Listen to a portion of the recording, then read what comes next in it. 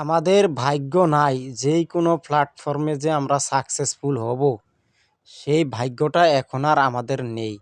কেন জানেন দর্শক ভাইরা? আমরা যেই কোনো প্ল্যাটফর্মের মানুষকে সাপোর্ট করি, কিন্তু আমাদেরকে সাপোর্ট করে না। তা আসলে আমরা ধৈর্য ধইরা সবসময় এখানে আসছি কাজ করতে। এখন ধৈর্য ধরে আসি। অনেকে দেখা গেছে কি ধৈর্য হারা হয়ে যায়। তা আসলে অনেকে বেদিশে হয়ে যায়। তা আমরা বেদিশে হইতে চাই না। আমার কথা হইল, আমরা এখানে আসছি যদি আল্লাহ পাক আমাদের এখানে কপালে লেখা রাখে এখান থেকে ইনকাম করার জন্য, তাহলে অবশ্যই হব।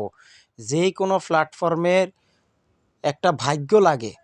ভাগ্য এমন জিনিস, আসলে মেন কথা হইল ভাগ্য ছাড়া কেউ উপরে উঠতে পারে না। এটা আল্লাহ পাক নসিবতে লেখা রাখে, কপালে লেখা রাখে। যদি আল্লাহ পাক তার কপালে লেখা রাখে তাহলে আমাদের ভাগ্য পরিবর্তন হবে। আল্লাহ পাক যদি লেখা রাখেন তাহলে আমাদের ভাগ্য পরিবর্তন একমাত্র আল্লাহ পাক ছাড়া কেউ করতে পারবে